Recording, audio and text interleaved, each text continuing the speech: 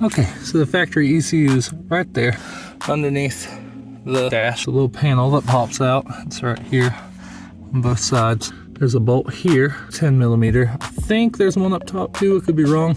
And on the opposite side, that's the plug. I've already taken it off. There's a 10 millimeter bolt in that plug. You gotta take loose first. I'd suggest doing that before you take off the ones holding the actual ECU down. And after a bit of struggle, it's finally out. Here's something I found interesting.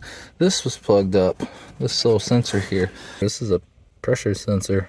It says Hitachi boost sensor there. It's not hooked up to vacuum though. There was nothing hooked up there. Maybe it just senses atmospheric air pressure as a reference. I'm not really sure. Just found that interesting. Okay, so next thing, I need to take this distributor cap off and need to get to the trigger wheel that's in there behind the sensor. I can use the 50 millimeter AEM. Okay, got the distributor cap off. Got the rotor button right there, and then we've got this little shield to take off here, and underneath that is the cam and crank sensor, or the cam angle sensor, and the trigger wheel. First I gotta take off this little guy here, and then this Phillips head screw, and then there's one on the back side back here, and that'll take this shield off. You can see the Nissan cam angle sensor here. This one's got a bunch of little slits on the outside, and then 4 smaller slits on the inside to give reference. Some of these are supported by Speeduino, some are not. What I can tell about mine is that it would not. We got a big slit, and then we got a little slit. It's not focused real good, but there's another small slit. The one that's underneath the sensor right now is also one of those small slits, and Speeduino does not currently support that wheel. They have partial support for one that has 2 big slits 180 degrees apart, and they fully support the one that's for all different size windows.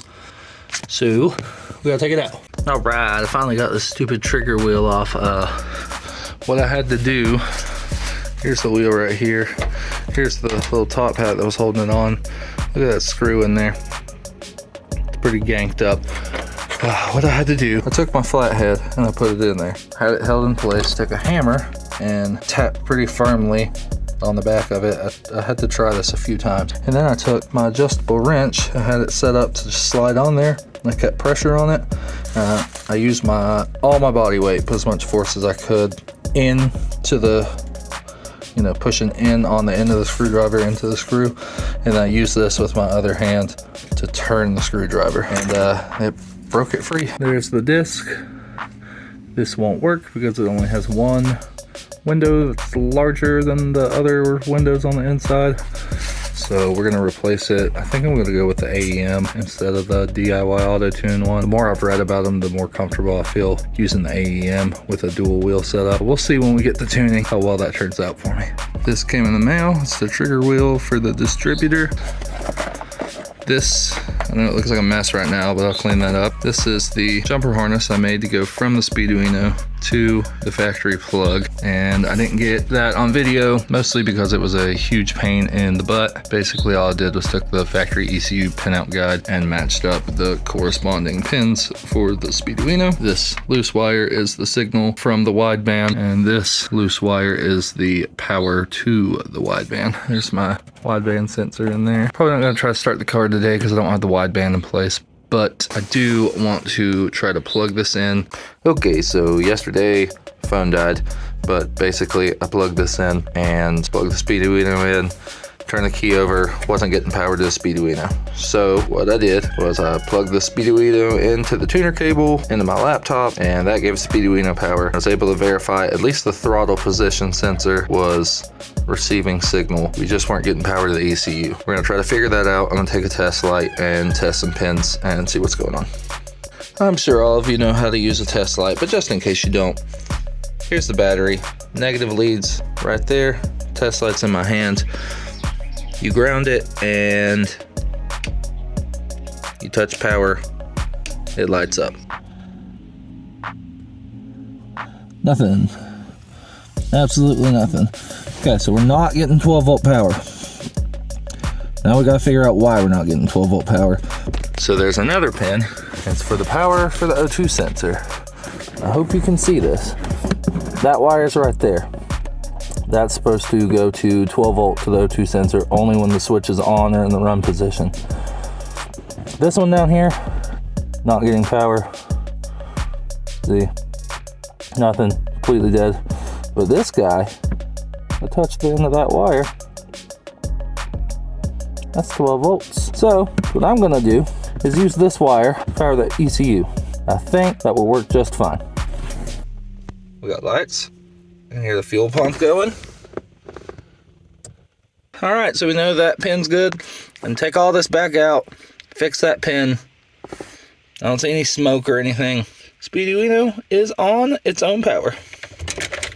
All right, we've got to get the old O2 sensor out, but it's stripped, so I'm giving up on the O2 sensor for right now, and I'm gonna look at this. This is the AEM trigger wheel. I was having a hard time finding anybody that would tell me what angle I need to set in Tuner Studio. I think it's pretty simple to figure out. This outer ring is just 24 evenly spaced windows. That inner one right there is read by a secondary sensor to give cam position. That way you can do sequential fuel and ignition.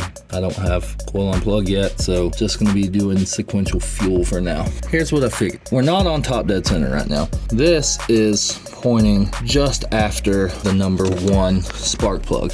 If we look in between the front of this window and the front of this window, that distance is 30 degrees. 24 windows, 700 degrees of crank revolution for a full engine revolution, or 720 divided by 24 is 30. We can kind of guesstimate that cam event is somewhere in between 15 and 10 degrees, depending on which edge we use for the cam signal. So that's what I'm going to set in Tuner Studio, and I'll be able to kind of play with it with the timing light and figure out if we're correct on that. Okay, now that's back on. Let's see if we can find somewhere to run the wires for this wideband O2 sensor controller. I don't really like running it on this side of the engine because all the rotating, spinny stuff is over here. I would rather run it on that side if possible, or right up the middle. I'm not sure how I'm going to do this yet. I'm running out of time today though, so we're gonna do this later. Okay, we're gonna keep working away on the little Altima and figure out these little weird issues. But like, subscribe, all that good stuff. We're gonna get it running at some point. I promise you that. Thanks for watching.